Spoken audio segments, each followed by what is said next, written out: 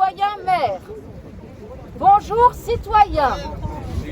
Je te tutoie comme on se tutoyait entre citoyens pendant la Révolution française. C'est un tutoiement plein de respect et de fraternité. Citoyen, je te parle en frère humain parce que c'est ton cœur dont j'ai besoin au-dessus de ta discipline. Comme tu le sais, je suis désarmé. Mes aïeux, puis mes parents, puis moi-même, nous avons accepté de renoncer aux armes.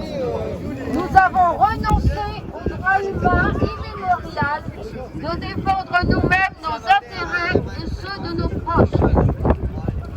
Nous l'avons fait avec l'idée de favoriser la paix civile en échange d'une représentation élue au suffrage universel et de la défense de nos intérêts par nos représentants, par ceux à qui nous avons confié le monopole de l'usage et la force. Depuis ce désarmement populaire, toutes nos libertés et toute la justice dépendent de la vertu de nos représentants, de nos maires, de nos juges, de nos députés, de nos ministres, de nos policiers, de nos militaires. Notre vie même dépend de la vertu de nos représentants.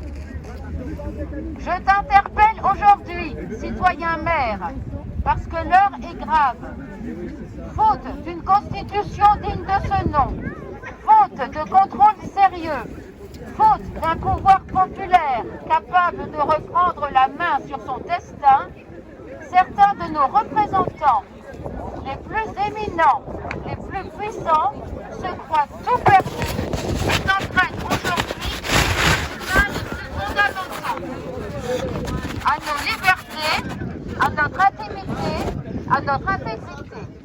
Ils dévastent et ruinent le pays de la façon la plus arbitraire, opaque et irresponsable.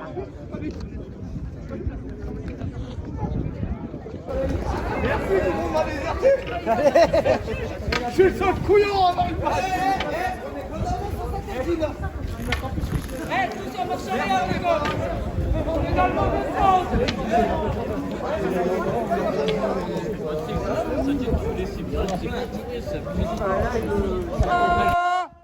Les gilets jaunes.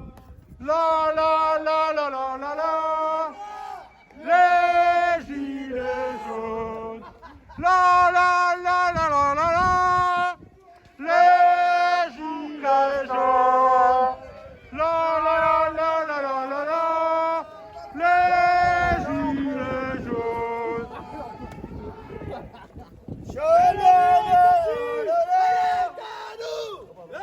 Et je suis tout seul.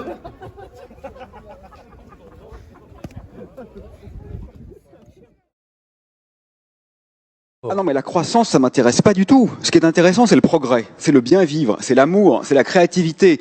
La décroissance, je l'appelle de mes vœux. Elle ne doit pas faire peur. Le PIB, on s'en fiche complètement. C'est pas ça qui est important dans nos vies. Non, non, ça, je m'inscris parfaitement en faux par rapport à ce dogme qui relève de la pensée magique qui voudrait que la croissance soit quelque chose d'indépassable, de fondamentalement bon pour nos vies. Aujourd'hui, la corrélation entre la croissance du PIB et la dévastation écologique est un fait scientifique acté. Donc, il va falloir qu'on écologique est un fait scientifique acté. Donc il va falloir qu'on revoie nos logiciels. Et je m'inscris un peu en faux par rapport à mon voisin qui me disait, moi, bon, je suis un peu plus âgé que vous, et donc j'entends tout ça depuis 40 ans. La sagesse. Bah oui, mais précisément, en 40 ans, les populations d'animaux sauvages ont disparu de 60%. C'est une catastrophe. Ce n'est pas une peur de l'avenir, c'est un bilan du passé. Et quand vous dites qu'il faut être précis, c'est-à-dire effectivement ne pas tout mélanger parce que ce sont des questions complexes, je suis on ne peut plus d'accord, mais je ne comprends même pas pourquoi vous la rabattez sur le problème du carbone. Ce que je viens d'évoquer tout à l'heure n'a strictement rien à voir avec le réchauffement climatique. Ce n'est pas le réchauffement climatique qui, à ce stade, est responsable de l'extinction de la vie sur Terre. Pas du tout. Ce sont les pesticides, c'est la surpêche, c'est la disparition des espaces de vie. Donc manifestement, nous n'avons avons dans cette salle de personnes concernées pas encore même compris quel était l'enjeu du problème. Donc je crois vraiment... En tout cas, on n'arrive pas à relier entre eux les différents enjeux. Mais c'est notre manière d'habiter l'espace, l'enjeu. Si vous voulez, le point maintenant, c'est pas de faire une source d'énergie propre, parce qu'avec un bulldozer qui fonctionne à l'énergie solaire, on peut raser la forêt amazonienne. On n'aura pas émis de CO2, mais on aura quand même rasé la forêt. Ce qu'il faut maintenant, c'est comprendre que la vie vaut pour elle-même, c'est de cesser d'instrumentaliser et de financiariser des valeurs qui sont fondamentalement hétérogènes à ces atrophies, en quelque sorte, ou à ces réductions. Et ce qui est extraordinaire quand même, c'est que dans le passé, on aurait dû le faire pour éviter le colonialisme, pour éviter des affronts sociaux absolument extraordinaires. On n'a pas su le faire parce que les dominants, entre guillemets, les puissants, n'avaient aucun intérêt à le faire. Mais aujourd'hui, même ceux qui ont les rênes ont intérêt à le faire, parce que cette activité de surprédation devient suicidaire. Donc si même cette fois nous échouons, ça relève quand même littéralement d'une sorte de folie humaine.